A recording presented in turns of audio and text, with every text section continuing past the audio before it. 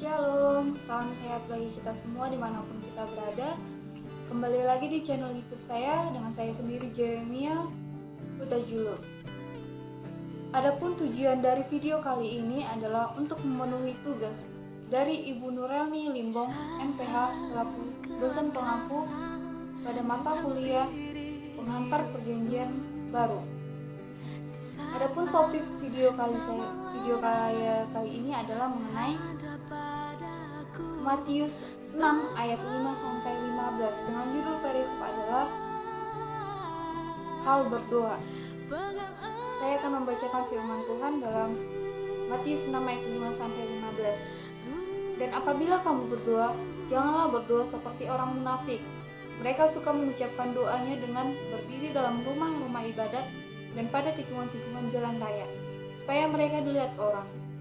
Aku berkata kepadamu, sesungguhnya mereka sudah mendapat upahnya.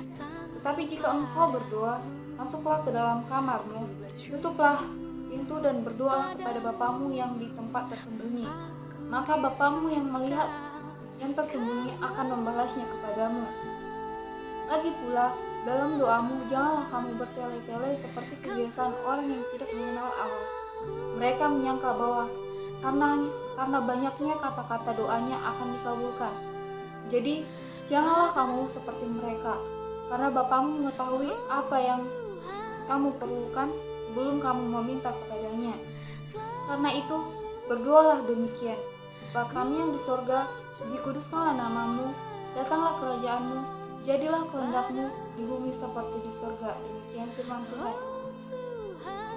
Dari nats Alkitab Matius ini, yang bisa saya simpulkan kepada kita semua mengenai hal berdoa ini, seperti yang kita ketahui, doa adalah jalan yang paling mudah bagi kita untuk mendekatkan diri kepada Tuhan. Doa adalah cara yang paling Tuhan rindukan kepada kita semua. Tetapi dari nats Alkitab ini, Tuhan meminta kita, mengajarkan kita bahwa bagaimana sebenarnya hal berdoa itu. Dari nats Alkitab ini, dari ayat 5, kita diberitahu bahwa jika kita berdoa, janganlah berdoa seperti orang munafik, berdoa di jalan-jalan raya, di tikungan-tikungan agar orang lain melihat. Dalam hal ini, Tuhan sangat membenci doa orang munafik, dengan yang berarti doa mereka disampaikan dengan maksud tertentu, bukan untuk menyenangkan Tuhan, bukan untuk merendahkan diri di hadapan Tuhan, melainkan agar orang lain melihat bahwa mereka itu suci, mereka itu saleh. Ternyata semua itu hanya bohong. Dari ayat 6, kita juga disuruh oleh Tuhan bahwa sebaiknya berdoa itu adalah berdoa yang tersembunyi, berdoa yang di dalam kamar dengan pintu tertutup. Yang berarti dengan kita berdoa di tempat tertutup, berarti ada persekutuan hanya antara kita dan Tuhan saja, tanpa ada orang ramai di sekitar kita. Dari ayat ini, kita tidak dilarang berdoa di tempat ramai, tetapi ada baiknya jika kita berdoa di tempat tertutup, karena Tuhan akan lebih melihat kesungguhan hati kita jika kita berdoa di tempat yang tertutup, karena sudah pasti kita sendiri yang berdoa tidak terganggu oleh orang ramai dan tidak akan menimbulkan omongan-omongan yang tidak baik. Tetapi dari sini kita juga berdoa. Kita bisa mendapat bahwa kita juga bisa berdoa di tempat terbuka. Tetapi kita harus mengerti bahwa doa yang kita sampaikan memang dari hati yang tulus, bukan karena maksud apa-apa. Dari ayat 7 kita juga bisa mendapat, janganlah berdoa dengan bertele-tele, karena Tuhan sendiri mengetahui apa yang ada di dalam hati kita tanpa kita meminta. Dari sini kita juga dapat mengambil kisah dari Raja Salomo. Ketika Tuhan berkata kepada Raja Salomo, apa yang ingin kamu minta daripadaku? Raja Salomo hanya meminta, berikan hikmat dan pengetahuan kepada Raja Salomo. Tuhan mengabulkan doa Raja Salomo karena Tuhan menganggap doa Raja Salomo adalah doa yang baik. Tetapi apa? Tuhan tidak hanya memberikan hikmat dan pengetahuan kepada Raja Salomo, Tetapi apa yang tidak diminta Raja Salomo, seperti kekayaan, kejayaan negerinya, Tuhan berikan kepada Raja Salomo.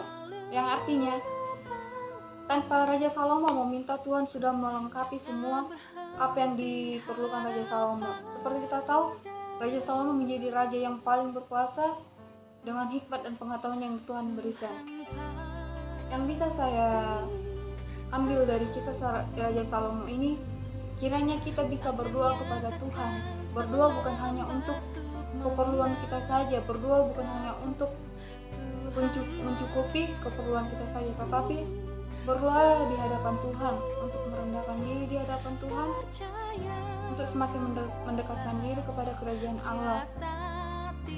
Seperti ada sebuah lagu yang mengatakan, cari dahulu kerajaan Allah, maka semuanya akan ditambahkan kepadamu. Yang berarti, jika kita berdoa, berdoalah dengan maksud untuk menyenangkan Tuhan, memuliakan hati Tuhan, selain permintaan kita di hadapan Tuhan. Karena apa? Sebelum kita menyampaikan doa kita kepada Tuhan, sebenarnya Tuhan sendiri sudah mengetahui apa yang ada di dalam hati kita dan apa permintaan kita. Yang bisa saya sampaikan juga dalam topik hal ini, kita harus berdoa kepada Tuhan, berdoa dengan hati yang menggerakkan kita. Karena doa sejati adalah doa yang digerakkan dengan hati yang tulus, hati yang terbeban di hadapan Tuhan. Maka dari itu akan tersampaikan doa yang membuat hati kita berdoa dengan Tuhan dengan khusyuk. Jadi dari video dari Next Alkitab kali ini, saya berharap kita semua bisa memahami apa sebenarnya hal berdoa yang Tuhan inginkan dari kita, berdoa yang Tuhan inginkan dari kita.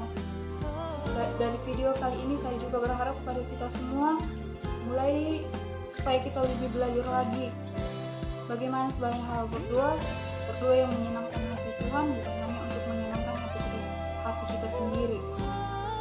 Mari kita berdoa dan menjadi pelaku firman Tuhan. Karena apa? Tuhan akan memberikan apa yang tidak kita minta, seperti Raja Salomo.